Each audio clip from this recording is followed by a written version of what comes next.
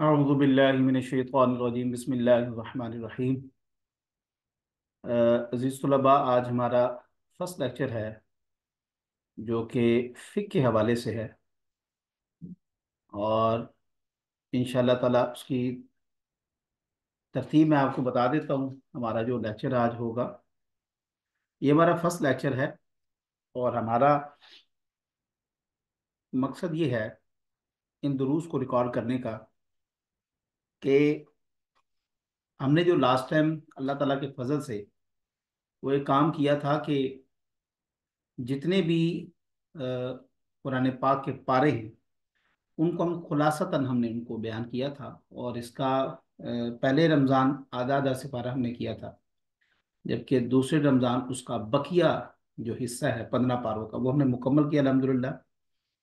और इस माह मुबारक में हमने ये इरादा किया था कि किसी न किसी तरह हम फ़िक़्ह के हवाले से जो है हम इसको रिकॉर्ड करें, और इंशाअल्लाह ताला आपके सामने हम कोशिश करेंगे कि उन तमाम चीज़ों को मुख्तसरन रख दिया जाए कि जिस हवाले से जो एक तालिब इल्म को सवाल होता है।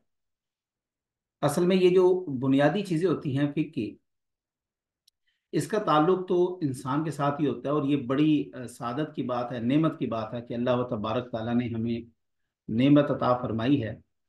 वो ज़िंदगी के हवाले से है, वो सेहत के हवाले से है।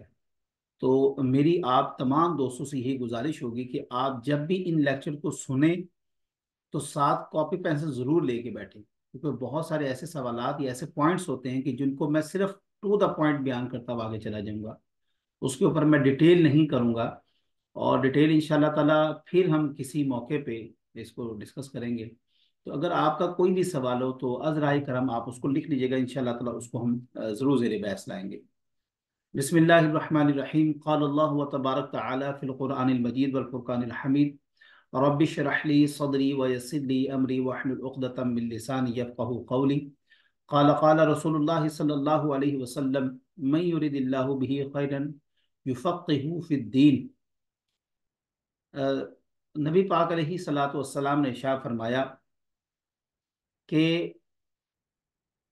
अल्लाह ताला जिसके साथ भी भलाई का इरादा करना चाहता है या करता है तो उसको दीन का फहम अता फरमा देता है, दीन की बरकत अता फरमा देता है, उसको उसकी समझ अता फरमा देता है। और ये बहुत बड़ी बात है। इल्म का होना हर किसी के पास ये एक आम या नॉर्मल बात है, हर शख्स इल्म हासिल करता है। लेकिन इल्म के दो हिस्से होते हैं, जाहिरन और बातिनन। गोया किसी चीज को आप पढ़ते साथ ही हासिल कर लेते हैं, जिस तरह ये आया मुबारक आपसे सामने लिखी हुई है। अगर आप इस आया मुबारक को देखें तो इस आया मुबारक में ये जो रब्बि शरह ली सदरी व यस्सिर ली अमरी वहलुल उक़दतम मिन लिसानी यफ़क़हू क़ौली। अब ये बज़ाहिर तो इससे हमें यही मालूम होता है कि ये एक दुआ है, लेकिन ये सिर्फ दुआ नहीं है, बल्कि इसका ये इतना बड़ा एक वजीफा है कि हम अगर इसको अपनी ज़िंदगी में अपना लें तो हर किस्म की आफात व बलियात के अलावा हमारी ज़ुबान के अंदर जो लुढ़कनत आ जाती है या हिचकिचाहट आती है वो ख़त्म हो जाती है। तो ये इसका एक बातनी माना भी है। अलगर्ज इसके फवायद बताना मकसूद नहीं था, सिर्फ बताना मकसूद ये है कि हर आयत के दो मायनी भी होते हैं, एक ज़ाहिरन होता है और एक बातिनन होता है। तो अल्लाह व तबारक ताला जिसको बातनी मानी अता फरमाता है, इसका मतलब यह है कि अल्लाह व तबारक ताला उसके साथ खैर का भलाई का मामला फरमा रहा है। हमारा जो लेक्चर शुरू होगा वो बिल्कुल बुनियादी बातों से शुरू होगा, तारुफी लेक्चर है। और इस लेक्चर में हम कोशिश करेंगे कि सिर्फ उसूल फिक और फिक की, ज़्यादातर फिक को इस लेक्चर में डिस्कस किया जाएगा, और आगे जितने भी दुरूस होंगे हमारे उसमें असूल फिक को डिस्कस करेंगे। तो सबसे पहले हमारे पास दीन इस्लाम है। कोई भी शख्स है मुसलमान, वो ये सोचता है कि ये जो दीन इस्लाम है मेरे पास, ये मेरे पास किस तरह पहुंचा है, उसके सोर्सेज क्या हैं मेरे पास पहुंचने के, क्या वो मेरे पास जो पहुंचा है वो सही माने में पहुंचा है। तो उसके लिए अक्सर तलबा रवायत और दरायत का एक इस्तिलाह पढ़ते हैं। اب اس اصطلاح میں کیا چیز ہے؟ روایت و درایت میں دو چیزیں آتی ہیں. نمبر ایک ہے قرآن، یا جس کو ہم کتاب اللہ بھی کہتے ہیں، اور دوسرا ہمارے پاس آتا ہے حدیث. اب ہم نے یہ دیکھنا ہے کہ یہ دونوں چیزیں، عمادت کے ساتھ رائٹنگ تھوڑا سا چونکہ وہ ماؤس ایسا ہے، دو چیزیں آتی ہیں ہمارے پاس، ایک ہے قرآن پاک اور ایک ہے حدیث مبارکہ. ان دونوں کو آپ پرائمری سورسز بھی کہہ سکتے ہیں. یہ ہمارے پاس بنیادی سورس ہیں.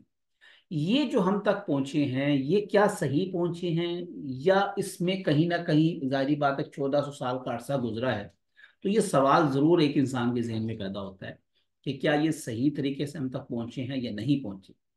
اس کی مثال آپ ایسے سمجھ لیں کہ اگر ایک بڑی ٹنکی سے پانی جو ہے کافی مسافت سے آپ کے گھر والی ٹینکی میں آتا ہے، ہو سکتا ہے درمیان میں نکاسی کا یا جو پائپنگ ہوئی بھی ہے اس کا معاملہ تھوڑا سا ناقص ہے، اور اس ناقص ہونے کی وجہ سے پانی کہیں سے لیک ہو گیا، تو آپ کہہ سکتے ہیں کہ پانی بالکل صاف ستھرا یا صحیح سلامت میرے تک نہیں پہنچا.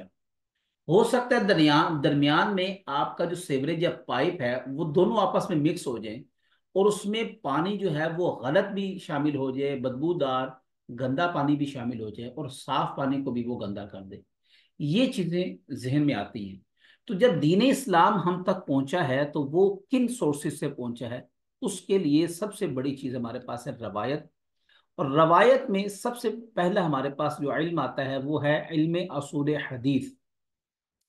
علم اصول حدیث میں آپ یہ پڑھتے ہیں کہ یہ جو حدیث ہے ہم تک، یہ جو پہنچی ہے حدیث، یہ جو پہنچی ہے یہ کس طرح پہنچی ہے؟ کیا وہ ضعیف ہے، کیا وہ صحیح ہے، وہ حسن ہے، وہ حسن لذات ہی ہے، صحیح لذات ہی ہے، صحیح لغیر ہی. اس میں تمام طالب علم یہ اقسام پڑھتا ہے، اور اس سے وہ یہ پتہ لگا لیتا ہے کہ یہ حدیث مبارکہ بالکل صحیح سلامت ایک پوری چین آف اتھارٹی کے ساتھ، پوری سند کے ساتھ، متن بالکل بحفاظت میرے تک پہنچا ہے.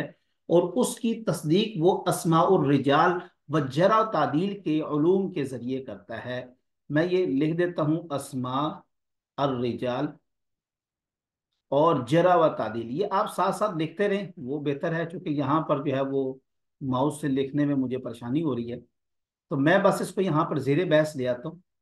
تو اسماء الرجال اور جرح و تعدیل وہ دو علوم ہے کہ جس کے ذریعے ہم حدیث کی کانٹ چھانٹ کرتے ہیں، دیکھتے ہیں کہ اس میں کوئی ضعیف حدیث یا موضوع حدیث تو شامل نہیں ہے. کسی نے من گھڑت بات کہہ کے اور حدیث کا اوپر نام لکھ دیا، یہ ایک غلط چین آف اتھارٹی یا سند لگا کے اس نے ایک اپنی بات کو شامل کر دیا.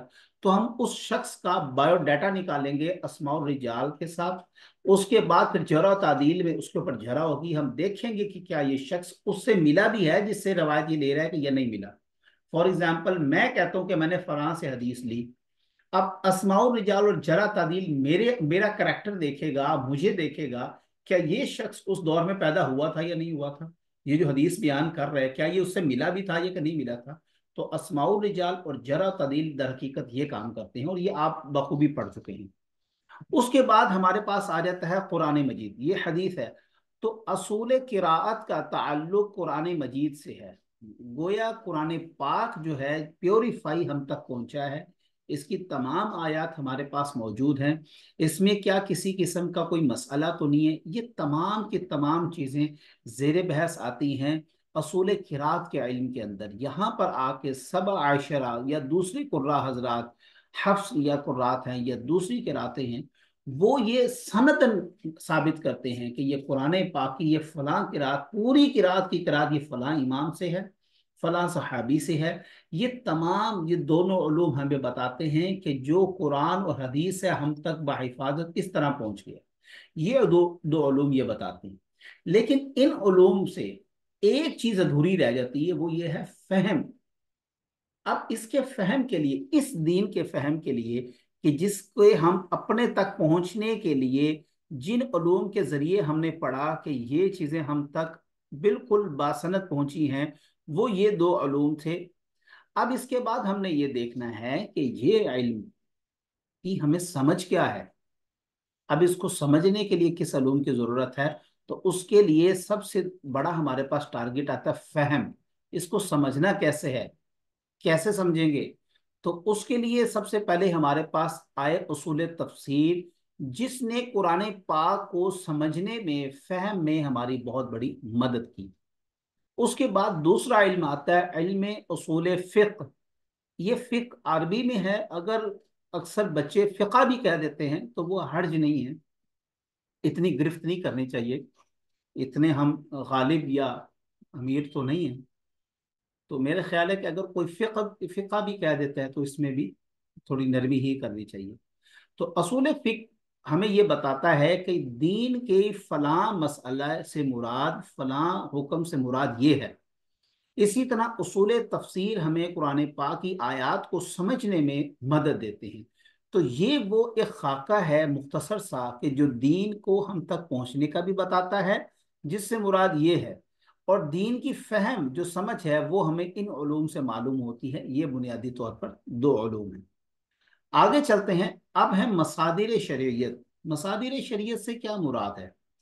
देखिए, मसाजिद से मुराद होता है मसदर, गोया निकलने की जगह। शरीयत हम तक कैसे आई है, या जिसको हम प्राइमरी सोर्सेज कहते हैं, वो कैसे हम तक पहुंचे हैं, वो हमने इसके अंदर ज़ेरे बहस आएंगे, जिसको हम प्राइमरी सोर्सेज भी कहते हैं।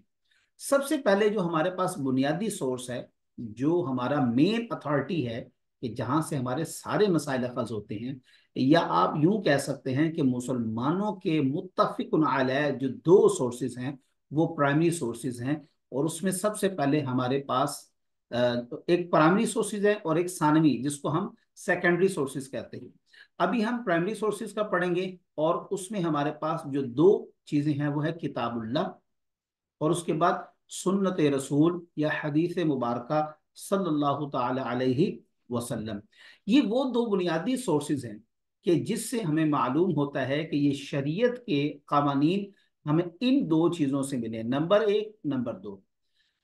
अब यहाँ पर मैं ख़ास तौर पर जो हमारे सीनियर तलबा हैं उनसे ये कहूँगा कि इस बात को जहन में रखें कि जब भी लफ्ज़ किताबुल्लाह का इस्तेमाल किया जाता है, तो इससे मुराद सिर्फ कुरान नहीं है, बल्कि इससे मुराद तौरात, ज़बूर और इंजील भी मुराद होता है।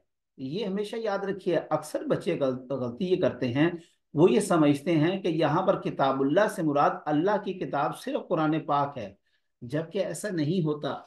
जब ये कुरान मजीद लिखा जाएगा फिक्र इस्लाम में, तो उससे कुरान मजीद मुराद होगा, किताबुल्लाह से सिर्फ कुरान पाक मुराद नहीं है।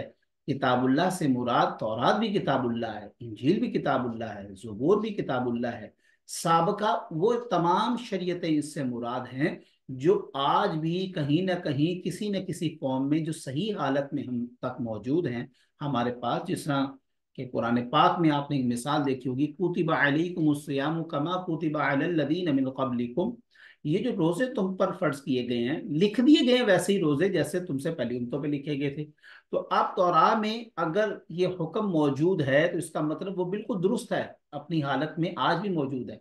तो कई ऐसे अहकामात हैं जिसके लिए हमें दूसरी कुतुब से भी कभी कभार हेल्प लेनी पड़ती है, या अपने वाक़े की तस्दीक करने के लिए, या उसको मजीद तकवीत देने के लिए हम बतौर रेफरेंस यूज करते हैं। कि जो जिस तरह के अल-उज़ुना वल-उज़ुना वस्सिन्ना बिस्सिन्नि वल-जुरूह वल क़िसास, ये क़िसास की जो आयत सेम एज इट इज तौरात में भी मौजूद है। तो हम अगर किसी को ये बताना चाहते हैं कि ये जो हुक्म है ये हम पे पहली दफा नाजिल नहीं हुआ, बल्कि इससे पहले भी शरीयतों में मौजूद था, तो उसके लिए हम रेफरेंस किसका देंगे? जो अल्लाह की तरफ से नाजिल हुई थी तौरा, उसका। तो यहाँ पर फिक के जो तलबाएं खास तौर पर, मेरी उनसे रिक्वेस्ट है कि जब भी किताबुल्लाह की इस्तेलाह इस्तेमाल की जाए, तो इससे मुराद सिर्फ कुरान मजीद न लें, बल्कि ये इससे किताबुल्लाह से मुराद दूसरी दीगर कुतुब भी लें। नंबर एक। दूसरा आ जाते हैं सुन्नत रसूल सल्लल्लाहु अलैहि वसल्लम। जब भी हम सुन्नत रसूल कहते हैं तो इससे दोनों चीजें मुराद होती हैं। एक है हदीस मुबारका, इसके बारे में आप सब जानते हैं कि जो आप सल्लल्लाहु अलैहि वसल्लम ने इरशाद फरमाया है उसको क्या कहते हैं? हदीस। और दूसरा आपका अमल जो होता है उसको हम क्या कहते हैं? सुन्नत। मैं राइटिंग की बार बार माजरत चाहता हूँ क्योंकि ये ठीक नहीं चल रहा। अमल मुराद है। अब इसमें भी आगे हदीस की इकसाम है। जिस तरह की एक हदीस है, आप सल्लल्लाहु अलैहि वसल्लम ने उसको ارشاد فرما دیا, اس کو ہم کہتے ہیں قولی حدیث. جبکہ دوسری حدیث آپ صلی اللہ علیہ وسلم کا فعل ہے, اس کو ہم کہتے ہیں فعلی حدیث. اسی طرح آپ صلی اللہ علیہ وسلم نے کسی بھی معاملے میں کسی بھی چیز پر کوئی بھی کلام نہیں کیا, آپ نے وہاں پر خاموشی اختیار کی, اس کو ہم کہتے ہیں تقریری حدیث. اب یہ آپ ساری قسمیں حدیث میں پڑھ کے آ چکے ہیں. اس کے علاوہ بھی حدیث قدسی بھی اس میں شامل ہے, دیگر سنت عادتہ بھی اس میں شامل ہے. ایک سنت وہ ہے جو بالکل اجماعی طور پر, جس طرح ایک نماز ہے وہ ہم تک پہنچی ہے, یہ ایک سنت ہے. ایک سنت عادتہ ہے.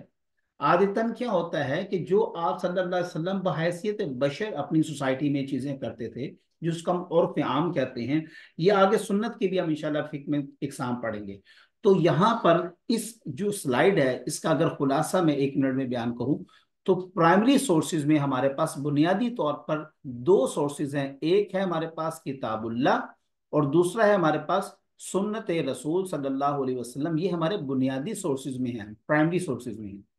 اس کے بعد آگے چلتے ہیں ہمارے سیکنڈری سورسز, وہ سورسز جو کہ کتاب اللہ کے بعد آتے ہیں. سب سے پہلے ثانوی سورسز میں ہمارے پاس کیا ہے؟ اجماع ہے. اجماع کئی جو ہیں ہمارے فقی ہیں, فقہا ہیں, ان کے نزدیک بالکل ایک جامع اصول ہے, اور ثانوی سورس میں, ثانوی مصادر میں وہ اس کا استعمال کرتے ہیں. اس کو انشاءاللہ زیر بحث آگے ہم تفصیلاً لائیں گے. اس کے بعد جو دوسرا سورس ہے وہ ہے قیاس. قیاس کا مختصر میں یہ بتا دوں, کسی بھی چیز کے اوپر آپ کے پاس ایک علت موجود ہے, اسی کی بنا کے اوپر آپ دوسری چیز کے اوپر حکم لگا رہے ہوتے ہیں, اس حکم کو دیکھتے ہوئے. فار ایگزامپل قرآن پاک میں ایک مثال ہے, اللہ تبارک تعالیٰ نے شاہ فرمایا یا ایھا الذین آمنوا اذا نودی للصلاۃ من یوم الجمعہ وذروا البیع. اپنی بیع کو تم بالکل ختم کر دو, چھوڑ دو, قطع کر دو. کیوں؟ کہ تم اللہ کے ذکر کی طرف آؤ. بیع بند کر دو, خرید و فروخت بند کر دو, اور تم اللہ کے ذکر کی طرف آؤ, گویا جمعے کی طرف آؤ.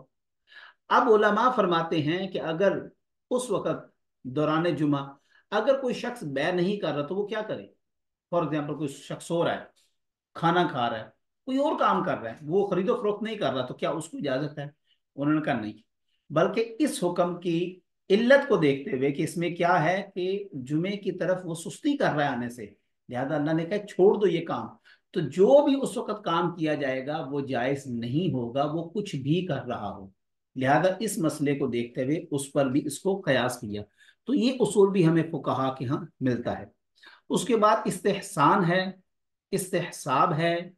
اس کے بعد یہ اصول ہیں, سد ذرائع ہے. سد و ذرائع بہت اہم اصول ہے, اس کے اوپر انشاءاللہ تعالیٰ ایک ایک کے اوپر ڈسکس کریں گے.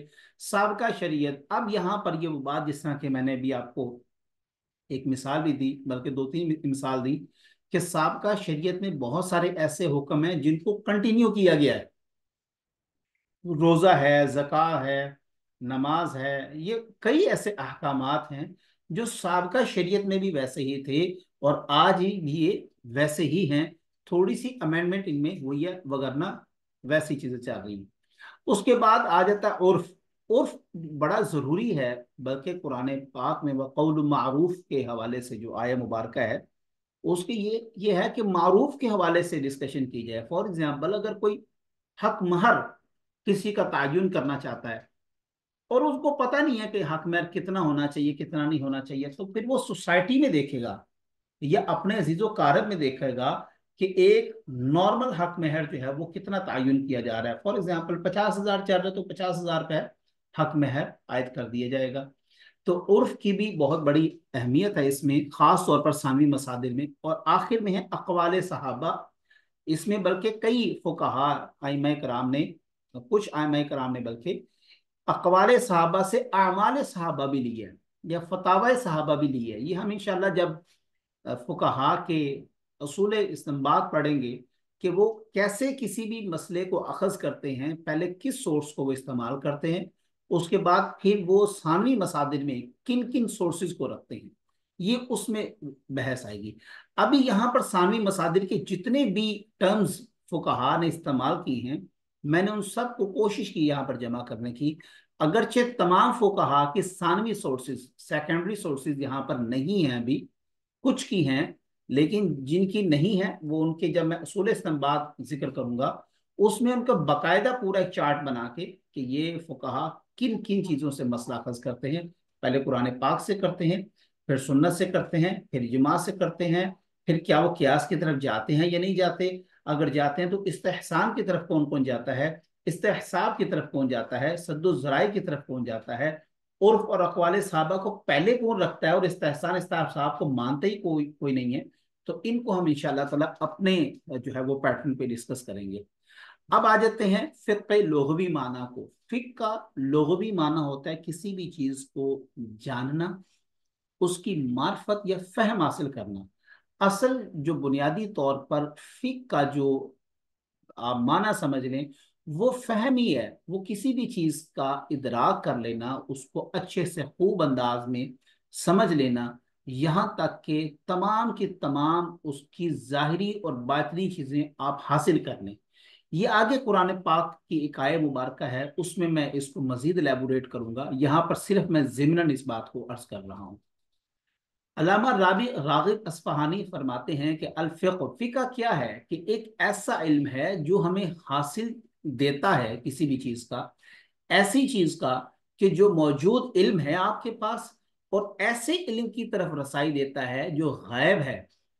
यानी कि एक आपके पास सोर्स है, आपने उसके ऊपर सर्च की, तहकीक की, आप एक ऐसे मसले की तरफ चले गए, हासिल कर लिया कि जो पहले आप पर आया नहीं था, आपने उसको जाहिर कर दिया। यानी कि फिक्ह का लुग़वी माना मौजूद इल्म से गायब इल्म तक पहुंचना है, ऐसे इल्म की तरफ जो आपके पास अभी सामने मौजूद नहीं है। आगे अब कुरान पाक की इमसाल आपके सामने मैं पेश करता हूं। अगरचे इसमें बहुत ज्यादा इमसाल हैं, बहुत ज्यादा इसमें डिटेल्स हैं, लेकिन मैं सिर्फ यहाँ पर 3 आया मुबारक मैंने यहाँ पर दर्ज की हैं। असल में जो लफ्ज मैंने इस्तेमाल किया था शुरू में, फिक्ह सुन्ना या फिक्ह, उसूल फिक्ह, फिक्ह व उसूल फिक्ह, फिक्ह का माना जो फहम होता है वो किस माना में इस्तेमाल किया कुरान पाक के। क़ालू या शुआइबु मा नफ़क़हु कसीरम मिम्मा तक़ूलून, वो बोले शुआइब तुम्हारी अक्सर बातें हमारी समझ में नहीं आती। सवाल ये पैदा होता है कि क्या हजरत शुआइब अलैहिस्सलाम किसी और जबान में गुफ्तगू कर रहे थे उनसे।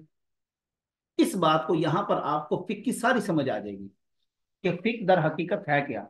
क्या शुएब अलैहिस्सलाम किसी और जुबान में डिस्कशन कर रहे थे? नहीं, बल्कि ऐसा नहीं है, वो उन्हीं की जुबान में बात कर रहे थे। क्योंकि जो भी नबी भेजा जाता है उस कौम की जुबान का भेजा जाता है, उस कौम में से उठाया जाता है, ताकि कोई एतराज ना कर सके कि भाई तुम तो बाहर से आए हो, तुम्हें ही हमारे कल्चर का क्या पता, या तुम तो हमारी जुबान ही नहीं समझते। ऐसा नहीं है, बल्कि उस नबी को उसी कौम से उठाया जाता है ताकि लोग उस पर किसी भी किस्म का एतराज ना कर सके।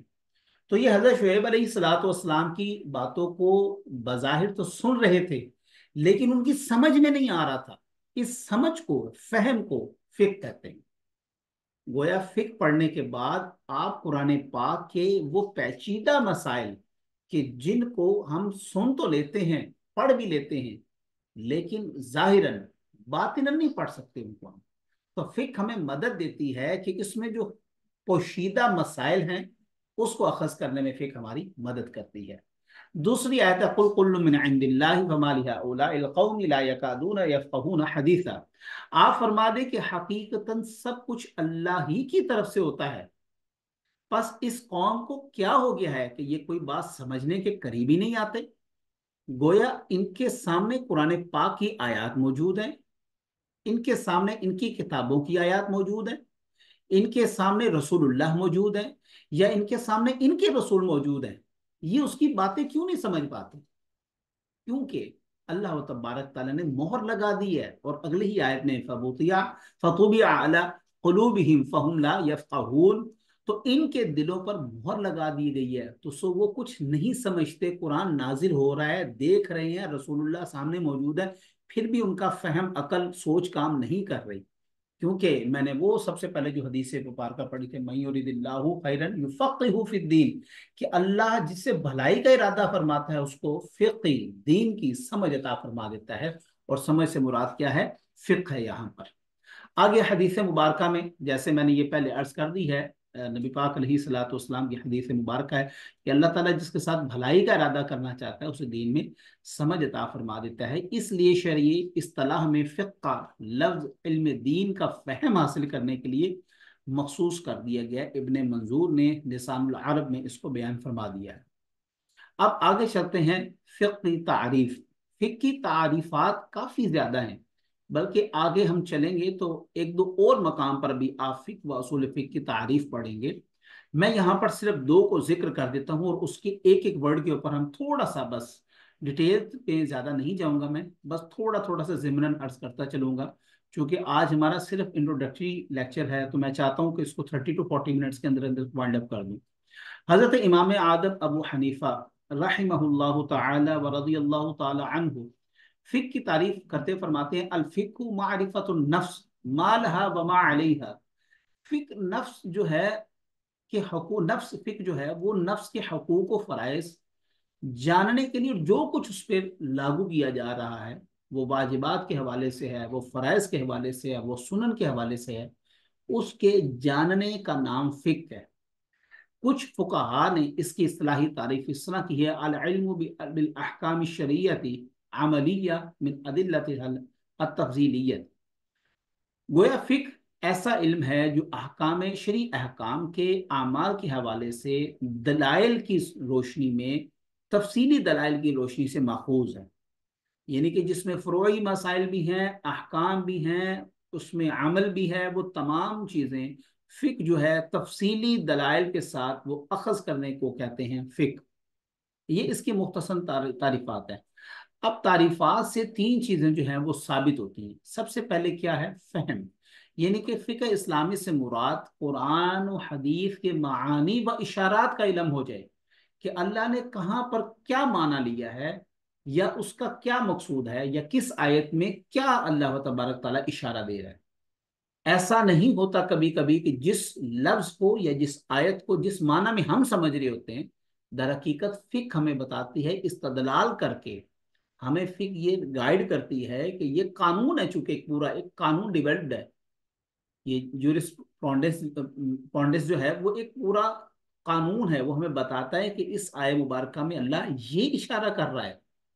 आगे चल के हम इंशाल्लाह उन आयात को भी डिस्कस करेंगे और देखेंगे कि इसमें जो इशारा क्या है, किनाया क्या है, मानी क्या है, हुक्म कहाँ पे साबित हो रहा है, कोई चीज़ वाजिब कब हो रही है, ये हम तमाम इंशाल्लाह ताला डिस्कस करेंगे।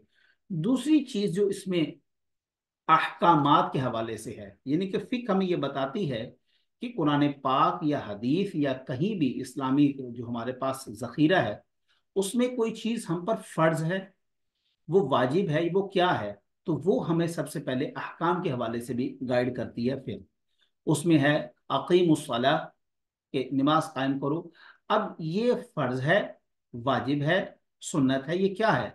तो ये अहकामात के हवाले से फिक हमें डिवाइन करके बताती है, डिवीजन करती है हर चीज़ की, कि ये चीज़ आप पर फ़र्ज है, ये चीज़ आप पर सुन्नत है, ये चीज़ आप पर वाजिब है, ये चीज़ मुस्तहब है, ये चीज़ मकरूह और ये हराम है। इसी तरह मिकदार के हवाले से भी हमारे पास जो है वो डिस्कस करती है फिक जो है, कि फॉर एग्जांपल ज़कात की फ़र्जियत का इल्म है हमारे पास, वो आतो ज़कात और ज़कात दो, कितनी होनी चाहिए ज़कात, तो ये हमें फिक बताती है। सारा टोटल करके 2.5 आपके पास ज़कात होगी। किस में से ज़कात होगी, कितनी ज़कात होगी, जानवर है तो कितनी ज़कात होगी, अगर मेरे पास सिर्फ सोना है तो कितनी ज़कात होगी, वगैरह वगैरह, इन तमाम चीज़ों को फिक यहाँ पर डिस्कस करेगी। आगे हम देखते हैं तो हमारे पास इल्म की जो अभी हमने तारीफ की थी, अब हम उसको यहाँ पर जेर बहस लाते हैं कि सबसे पहले जो हमारे पास इल्म है उससे मुराद क्या है। जो हमने भी फिक की तारीफ पढ़ी है उसमें सबसे पहला जो लफ्ज था वो था अल इल्म। इल्म जो है वो दर हकीकत हर किस्म की जहालत, ला इल्मी की जितनी भी अनवा हैं, ये उसकी जिद में इल्म आएगा। ये एक बात, ये थोड़ा सा यहाँ पे जरा टिपिकल, थोड़ी सी ना टेक्निकल चीजें हो रही हैं। अब इनको आप थोड़ा सा जरा समझने की कोशिश कीजिएगा। मैं इस स्लाइड को नीचे कर देता हूँ यहाँ पर, आप थोड़ा सा इजी हो जाएगा आपके लिए। यानी कि इल्म कहते हैं किसी भी शय के मुकम्मल इदराक को। इल्म हमें पूरे का पूरा नॉलेज पूरे का पूरा इदराक हमें देता है। किसके जरिए? फिqh के जरिए, या इल्म जो है उसका बजाते खुद ये माना है। इल्म दो तरह का होता है, एक है यकीनी इल्म कि इससे मुराद ये ही है, इससे मुराद और कुछ भी नहीं है। जिस तरह वाक़िमुस्सलाह, ये बिल्कुल जाहिरन मुराद इससे ना कोई बातनी चीज है ना कोई और चीज है, बल्कि इससे मुराद सिर्फ नमाज ही है, सलाह ही है, इससे कोई दूसरा माना नहीं निकलता। और कुछ उलूम होते हैं ज़न्नी। इल्मुल फ़िक़्ह के अंदर या इल्म के अंदर, ये जो इल्म जिसकी हम बहस कर रहे हैं, इसके अंदर ये दोनों चीज़ें शामिल हैं। इल्म यकीनी भी इसको कहते हैं, इल्म ज़न्नी भी कहते हैं, और इसको दलील कती भी कहते हैं और दलील ज़न्नी भी कहते हैं। अब ये हम फ़िक़्ह में आगे चल के पढ़ेंगे कि दलील कती या कती दलील या कती दलाला जिसको हम लफ्ज़ इस्तेमाल करते हैं, इससे मुराद क्या है, या ज़न्नी दलाला या दलील ज़न्नी से मुराद क्या है, और वो कौन कौन से दलीलें हैं कि जो कती हैं और जो ज़न्नी हैं। आगे इसमें एक आखिरी इल्म जो ज़न्नी को ही सपोर्ट करता है, वो क्या है? इस्तिंबात और इज्तिहाद। यानी कि कभी कभी ऐसा भी होता है कि नसूस, यहां पर जब भी नसूस से मुराद लिया जाएगा तो दो चीजें होंगी, एक होगा कुरान और एक होगी सुन्नत। नसूस से ज्यादातर मुराद फुकहा ने इन दो चीजों को ही लिया। अब अगर तो कुरान पाक की कोई आयत है या कोई हदीस की आयत है, इन दोनों से अगर मसला अखज़ नहीं होता, तो फिर हम अक्ल की रहनुमाई लेते हुए, जो कि फिका जाफरी के अंदर मुकम्मल एक सोर्स है, जिस तरह वहां पर कयास हमने पढ़ा था, इजमा हमने पढ़ा था, उसकी एक मिसाल डिस्कस की थी। उनके नज़ीर अक्ल भी एक बहुत बड़ा सोर्स है, बल्कि वो कयास की जगह अक्ल को इस्तेमाल करते हैं, वो कयास से थोड़ा दूर रहते हैं। तो वो कहते हैं कि अकल के जरिए इज्तिहाद किया जाता है, किसी भी मसले के ऊपर बहस करते करते आप किसी खास नतीजे पर पहुंचते हैं, और जब वहां से आप मसला अखज करते हैं तो वो क्या होता है? इल्मी ज़न्नी होता है, वो कती नहीं होता। कती सिर्फ तुम्हारे पास कुरान पाक है, और कुछ ने कुरान पाक के अलावा हदीस मुबारक को भी दलील कती में शामिल किया है या नसूस कती में शामिल किया है। इसको आगे हम जेर बहस लाएंगे कि किसने किसको किस तरह किया है। आगे इल्म के बाद आता है हुक्म। हुक्म जो है वो, हुक्म की जमा अहकाम है, और लुगत में हुक्म किसी काम के मुस्बत या मनफी चीज के साबित करने को कहते हैं। फॉर एग्जाम्पल, अल्लाह व तबारक ताला किसी भी चीज का हुक्म देता है, जिस तरह के वह आतु ज़कात, ज़कात दो। अब ये हमें बिल्कुल वाजे हो रहा है कि ये किसी भी चीज के करने का हुक्म दिया जा रहा है, अगरचे फिक इसको आगे डिटेल में बयान करेंगे। या जहां जैसे यहाँ पर एक मिसाल दी हुई है कि आग जल रही है, ये एक इंफॉर्मेशन है, एक हुक्म है, तो ये साबित हुआ कि ये क्या चीज है, ये मुस्बत हुक्म है। आग नहीं जल रही, ये क्या है, एक मनफी हुक्म है। आप इसके ऑपोजिट भी एक मिसाल जो मैं दे रहा हूं आप उसको ले सकते हैं, जिस तरह के वह आतु ज़कात, ज़कात दो, तो ये मुस्बत हुक्म है। ठीक है। इसी तरह हुर्रिमत अलैकुम उम्महातुकुम व बनातुकुम, हराम कर दी गई हैं तुम पर, ये मनफी को हुक्म है, मना किया जा रहा है कि तुम पर हराम कर दी गई हैं क्या, तुम्हारी माएँ, तुम्हारी खालाएं, तुम्हारी फूफियां, तुम्हारी आगे ये सारे रिश्ते हैं, तो तुम्हारी भतीजियां, तुम्हारी भांजियां, ये रिश्ते जो हैं आगे बयान फरमा दिए गए हैं। तो उसमें वाजे हो रहा है कि शारे का, इशारे से मुराद कौन है? शारे से मुराद, वैसे तो कुछ फुकहा ने सिर्फ अल्लाह की जात को शारे में शुमार किया है, लेकिन कुछ ने आप सल्लल्लाहु अलैहि वसल्लम की जात मुकद्दसा को भी शामिल किया है। और अब तो शारे की तीन इकसाम बन जाती हैं, ये भी हम आगे चल के डिस्कस करेंगे कि शारे की तीन की किस्में किस तरह हैं। या तो अल्लाह वैसे शारे है, बिल्कुल उसका हुक्म है, लेकिन जो आप सल्लल्लाहु अलैहि वसल्लम को भी ऐड करते हैं। और अब तो क्योंकि हुकूमत है पाकिस्तान में, और यहाँ पर अदालत भी एक फैसला जारी करती है, तो क्या वो शारे में शामिल है या नहीं है? ठीक है। अलगर्ज ये एक तवील बहस है, और जब तक ये आपकी चीज़ें सामने नहीं होंगी तो यहाँ पर खलश पैदा हो जाएगी। लिहाजा आप इस शारे वाली बात को भी यहाँ पर स्टॉप करें, और आगे जब हम इसको जेर बहस लाएंगे तो उसमें डिस्कस करेंगे कि शारे की किस तरह इकसाम और कितनी और कैसे। तो शारे भी अपनी बात से एक हुक्म जब देता है तो असल में वो मुस्बत होता है, यानी कि या तो किसी चीज के करने का हुक्म देगा, या मनफी चीज, यानी कि या तो वो किसी चीज से रुकने का हुक्म देगा। तो इस हुक्म की नौइयत क्या है, ये मुस्बत कब है, मनफी कब है, ये फिक हुक्म जो है वो हमें मालूम होगा फिक के जरिए कि ये हुक्म के स्टेटस क्या है। आगे है शरिया। शरिया से क्या मुराद है? शरिया से सिर्फ वही चीज मुराद ली जाएगी जो कुरान पाक में मौजूद है या सुन्नत रसूल सल्लल्लाहु अलैहि वसल्लम में मौजूद है या उससे माखूज है, अखज़ शुदा है। उसके अलावा किसी भी चीज को जो है वो इस चीज की शरीयत का दर्जा हासिल नहीं होगा। यानी कि एक शख्स उठता है, वो कहता है मुझे 2000 नफल पढ़ना बड़ा अच्छा लगता है, लिहाजा मैं चाहता हूँ कि इसको दीन का हिस्सा बना दिया जाए। तो वो उसका अज खुद अमल है, उसको हिस्सा नहीं बनाया जा सकता। वो शरी हुक्म में लागू नहीं होगा क्योंकि उसके ऊपर शरीयत का कोई हुक्म या रंग नहीं है। या कोई भी शख्स कहता है कि मेरे नजदीक 12 रबीउल अव्वल पे झड़ियां लगाना ना सिर्फ सवाब का काम है बल्कि दीन का हिस्सा है, तो ये उसका एक अपना जाती फेल है।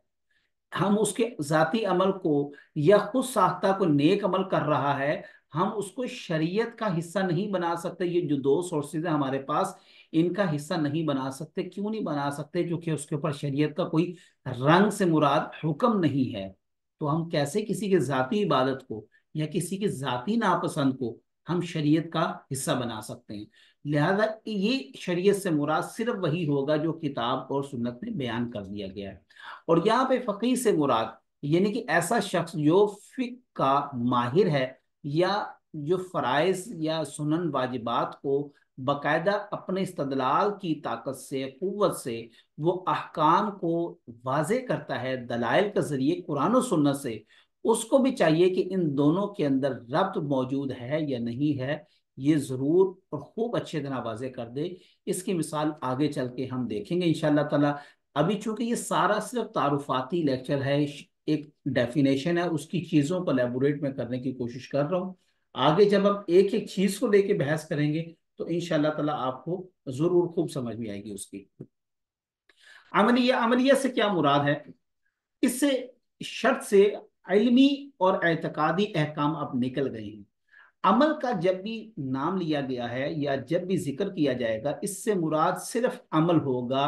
किसी भी किस्म की इल्मी बहस या एतकादी बहस या कोई असूली बहस इससे मुराद नहीं होगी। लेकिन कभी कभी ये याद रखिएगा कि जिस तरह फुकहा कहते हैं, इससे बाज़ फुकहा के नज़दीक असूल फिक भी अमलिया की कैद से खारिज हो जाता है। लेकिन कभी कभी नजरियात का तब्दील हो जाना या इख्तलाफ की जो सूरत बन जाती है वो अमल के अंदर माने आ जाती है। फॉर एग्जाम्पल यहाँ पर एक मिसाल देखें। अब कोई शख्स दीन अपना बदल लेता है तो वो उसका नजरिया है, उसका अकीदा है। यहाँ पर हम बात कर रहे हैं कि इसका ताल्लुक सिर्फ किससे है? अमल से है। लेकिन यहाँ पर तो ये अमल नहीं है, ये तो एक इंसान का नजरिया है, सोच है जो उसने बदल लिया है। दीन के अंदर इख्तलाफ उसका आ गया, उसने किसी और मजहब को इख्तियार कर लिया है। अब अगर वो इस नजरिए के ऊपर कायम हो जाता है, दीन इस्लाम को छोड़कर किसी और दीन की या मजहब की तरफ वो चला जाता है, दीन नहीं बल्कि मजहब की तरफ चला जाता है, तो ये शरीयत के अंदर माने हो जाएगा। इसके अमल के अंदर रुकावट आ जाएगी। विरासत जो है एक अमली चीज है, लिहाजा अब वो शख्स वारिस नहीं बन सकता। फॉर एग्जाम्पल बाप है और एक बेटा है। अब ये अमली चीज प्रैक्टिकल हो रही है ना, एक पूरी जायदाद उस पर ट्रांसफर होगी, सब कुछ होगा। लेकिन बेटा जो है वो मसीह हो जाता है, बेटा यहूदी हो जाता है। तो अब अगरचे उसके ये नजरियात का है, अमल इसमें शामिल नहीं है, लेकिन फिर भी इसके ये नजरियात और इसका अकीदा इसको विरासत से हटा देगा, इसके अमल में इसका दखल आ जाएगा। ये जब इसको बाकायदा एक सूरत में हम पढ़ेंगे, इसके ऊपर 8-10 मिसालें पढ़ेंगे, तो फिर आपको अमल की समझ में आएगी। अमल का नजरिया या इख्तलाफ से क्या अमल लेने देना है। अब आगे आगे फरोई मसाइल। फरोई मसाइल जो हैं वो बुनियादी मसाइल होते हैं। इसमें ऐसे अहकाम नहीं होते, बल्कि ये ऐसे ही है जिस तरह दरख्त का तना है, जिसकी टहनियाँ और शगुफे उसका ताल्लुक तो होता है, वही फरू की असल है। से मुराद ऐसे अहकाम है जिनका ताल्लुक उसूल से नहीं बल्कि फरू से होता है। और उसूल तो मसादिर हैं, ये नसूस हैं जो शरीयत की असल हैं। अब फिक का मौजू क्या है और इसकी गर्ज़ो गायत क्या है? अच्छा, फिक का जो मौजू है वो आदमी है, वो इंसान है और उसका फेल है, ये असल में फिक का मौजू है, टॉपिक है। मुकल्लफ कहते हैं कि जिसको किसी भी चीज का पाबंद किया गया हो या जिस पे किसी हुक्म को लागू किया गया हो। मुकल्लफ एक तो ये है कि आदमी का जो फेल है, ये मुकल्लफ से तो मुराद आदमी है, इंसान है, ठीक है।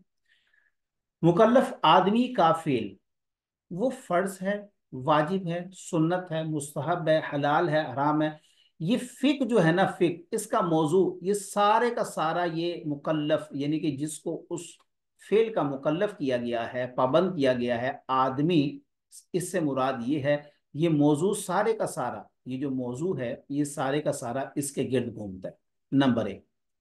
یعنی کہ اب اس کو میں عبارت کو پڑھ دیتا ہوں، مکلف آدمی کا فعل فرض، واجب، سنت، مستحب یا حلال و حرام جس کے احکام سے اس علم میں بحث ہوتی ہے، اس کو فقہ کا موضوع کہتے ہیں۔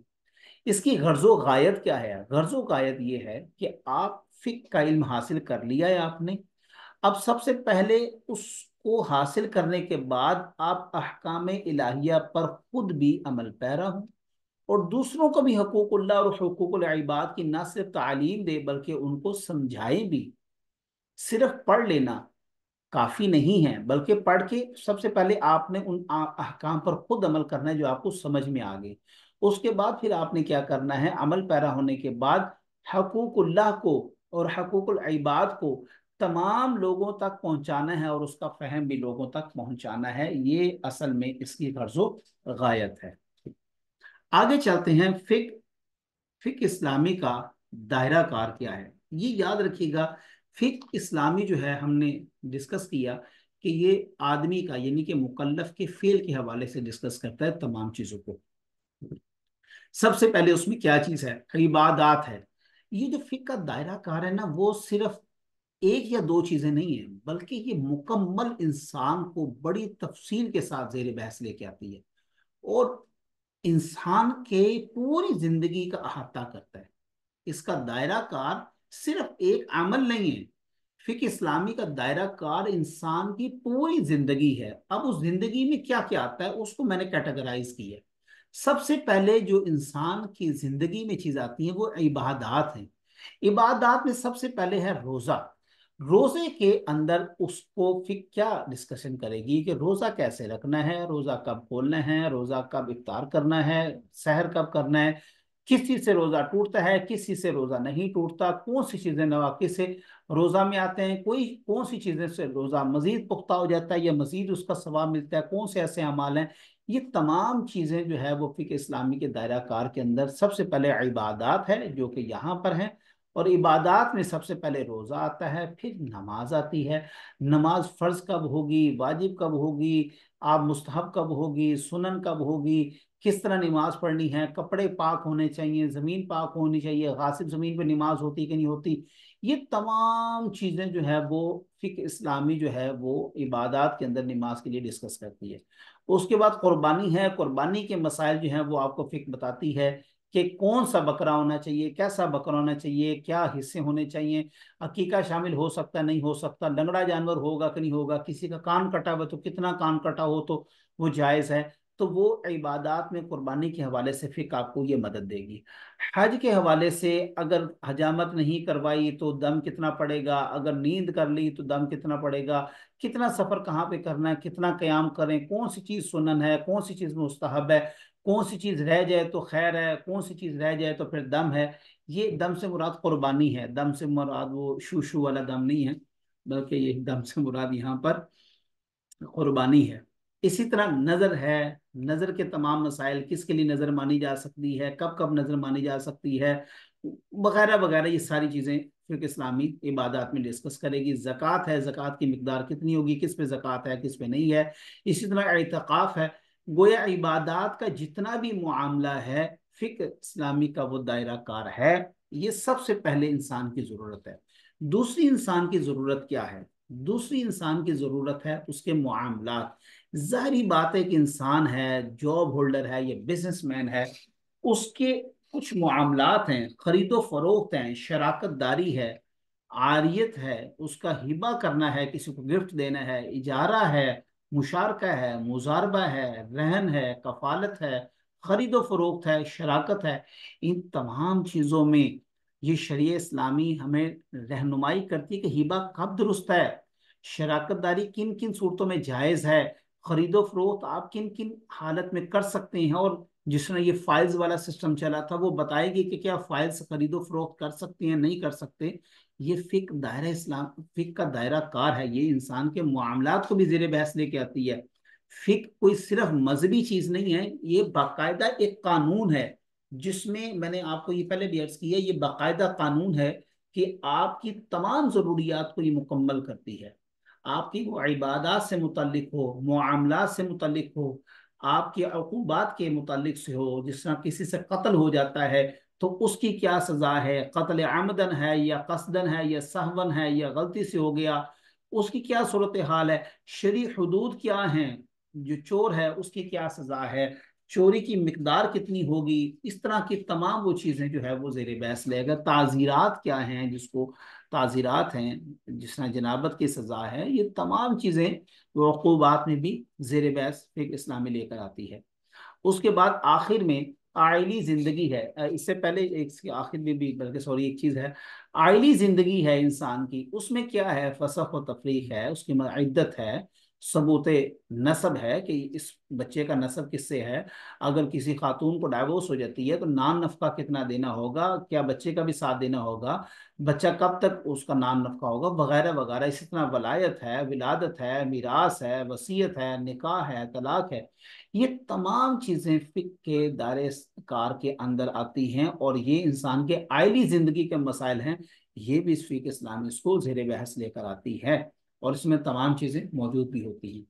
आखिर में मुल्की कवानीन हैं, मुल्की कवानीन के हवाले से फिक इस्लामी का दायरा कार ये है, वो आपको बताती है कि दो तरह का होते हैं, एक होते हैं कौमी सतह के ऊपर कवानीन, या आप उनको लोकल कह सकते हैं, एक है कौमी, एक है बैनुल अक़वामी। आप अपने कौमी सतह के ऊपर अंदरूनी इंटरनली मामला तो आप देख रहे हैं, बैनुल अक़वामी भी कुछ कवानीन होते हैं, कुछ हकूक़ व फ़राइज़ होते हैं, दो कौमों के दरमियान ताल्लुकात किस तरह के होने चाहिए, उन कौमों के दरमियान जो मुआहदात होते हैं उनकी सतह क्या होनी चाहिए। आप सल्लल्लाहु अलैहि वसल्लम ने जब देखें, आप मक्का से जब मदीना तशरीफ लाए थे तो उस वक्त आपने यहूद के साथ मुआहदे किए थे, मुशरिकीन मक्का के साथ आपने मुआहदे किए थे। तो ये तमाम चीज़ें फिक हमें बताती हैं। इसमें किताब उससे है इमाम मोहम्मद की, और ये वो किताब है जिसके बारे में मुस्तशरिकीन बड़ी इनकी तारीफ किया करते थे, तो मैं ये रेकमेंड करूंगा कि आप इसका भी जेर मुताला रखें अपने। अब आ जाते असूल फिक। असूल फिक के अंदर याद रखिएगा, अब यहां तक हमारी फिक आप समझ लें, उसका छोटा सा इंट्रोडक्शन पूरा हो गया। अब असूल फिक के ऊपर हम आगे चलेंगे। असूल फिक के हवाले से जहन में रखिएगा कि दो बड़े स्कूल ऑफ थॉट्स हैं। एक स्कूल ऑफ थॉट है मुतकल्लिमीन का, और एक स्कूल ऑफ थॉट है अहनाफ का। अहनाफ में हम शुमार होते हैं, या जिनको आप कह सकते हैं सुन्नी, बरेलवी, देवबंदी, हयाती, ममाती, ये सारे जो है वो अहनाफ में ही शुमार होते हैं। जबकि दूसरा ग्रोह जो है वो मुतकल्लिमीन के है, अहले कलाम का, जो बड़े बड़े इंटेलेक्चुअल पर्सन हुए हैं उनका ग्रोह है अहनाफ। अहनाफ में इमाम आदम अबू हनीफा आ जाते हैं, और इमाम अबू यूसुफ भी आ जाते हैं, इमाम मोहम्मद भी आ जाते हैं, दो चार और भी हैं, और उसमें ये सारे आ जाते हैं।